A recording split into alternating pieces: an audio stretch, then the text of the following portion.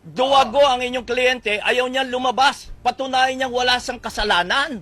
Attorney. Yung request naman niya ay gusto lamang niya na yung ating mga proseso ay galangin at hindi siya ipadala sa United States of America na hindi pa niya ma-prove yung kanyang innocence po. Attorney, Hindi naman niya pinagbigyan. di magpaliwanag siya sa Amerika. Una, wanted siya ng Federal Bureau of Investigation, FBI. Pangalawa, meron siyang sexual abuse, human trafficking dito sa ating bansa. Pangatlo, kung talagang siya ay son of God, bakit hindi sa sumulpot at ipagtanggol ang kanyang sarili at humingi siya ng blessings mula sa God na siya ay pakawalan at siya ay mawalan ng mawala lahat ng kanyang kaso. Di ba, Attorney? Son of God siya? Naniniwala ba kayong son of God siya? Sir, ako po ay isang Muslim. Ay, wala. Ako po Abogado. sa Muslim. Abogado ang pinag-uusapan natin. Oo. Akin pong ginagalang ang faith po ng ibang tao. Hindi po ako nagdadrop sa ganoon pong level. Yun po ang kanilang... Hindi ho level yun. Tinatanong ko kayo. Ginagalang ko po yan. Siya ay Pero, son, sir, son of Noli, God. sana po Kung maintindihan siya ay mo, son of God, Attorney, kung Tony. maakusa ka in the future po ng, let us say, rape din, napadismiss mo na, and then you will find out later na inosente ka naman talaga, choice mo rin po yun, Sir Noli, na i-insist na wala kang kasalanan and you don't have to surface. That is within our rule of law po, Sir Noli. Hindi. you can Kung have talagang that siya choice. po, You make marami that siyang mga uncomfortable choice taga-subayba, po. marami You're siyang not in a choice. tumutulong sa kanya.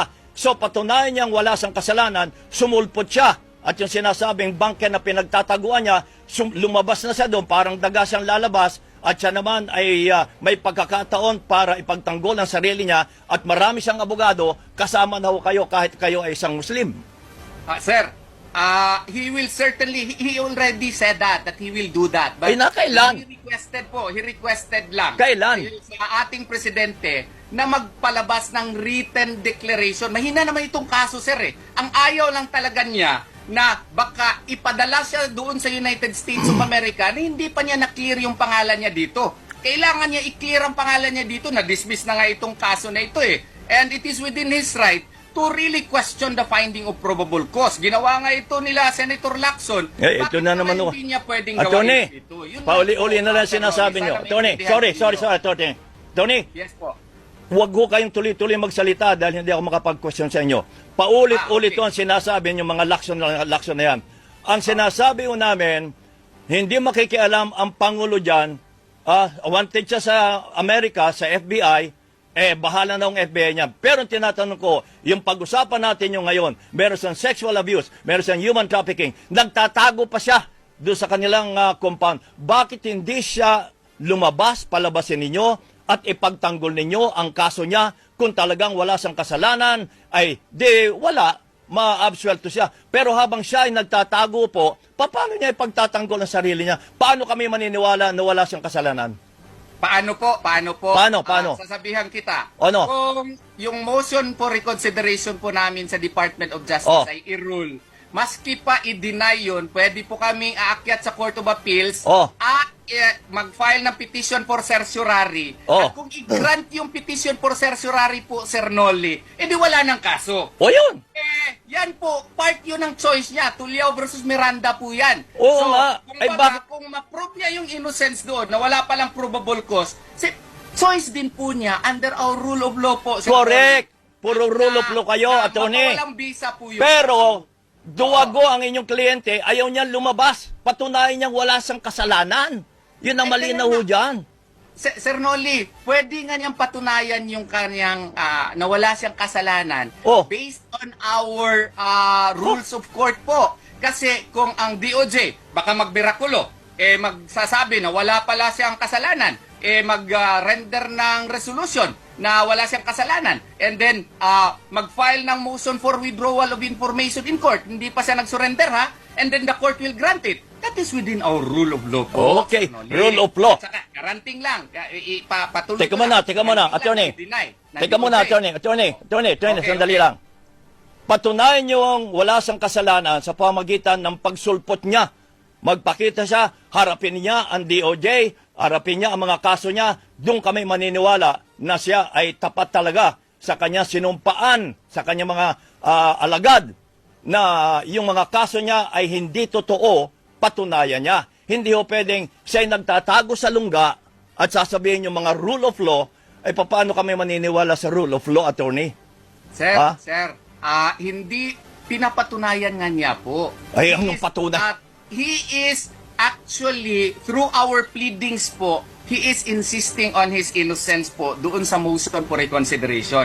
Ang problema lang kasi natin, Sir Nolly, is yung ating mindset po, kailangan talaga nandun siya physically present. The accused Yes, also yes. has the right, the option po, to insist on his innocence. Choice po niya yun without surrendering. That is within our rule of law po, Sir Nolly. Siguro hindi maintindihan masyado sa mga non-lawyers, pero it is within our rule of law po na option niya yon. Questionin niya yung information, invalid yun, yung warrant of arrest, questionin. At kung ma-deny, pwede kami aakyat sa Court of Appeals. At kung mag-grant po ng Court of Appeals na invalid pala yung information at saka warrant of arrest, wala nang kaso.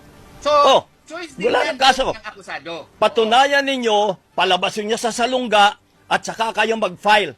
Ha? Ay kahit tumatawa kayo, kahit attorney kayo, kami pangkaraniwang tao, ang alam namin ang taong may kaso ay dapat lumabas at ipagtanggol ang kanyang sarili. Lalo na po ang isang tao na katulad ni Pastor Kibuloy na Son of God.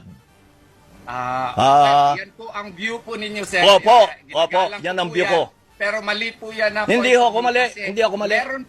Meron pong alternatibo po ang akasado, Sir Nolly. Hindi ho, kung talagang kahit wala yan siyang mangyari kasalanan, sa in the future, patunayan niyang wala siyang kasalanan at kami maniniwala kapag siya lumabas na at yung proseso ng batas, doon pa lamang kami maniniwala na wala siyang kasalanan, attorney. Remember, attorney ho kayo. Lahat Yes. ng attorney talaga ay pagtatanggol ang kahit pa kriminal ang isang tao, pinagtatanggulo ninyo, di ba? I'm not Sir. talking of Kibuloy, pero kayo mga Sir. attorney, ganyan ang asal ninyo.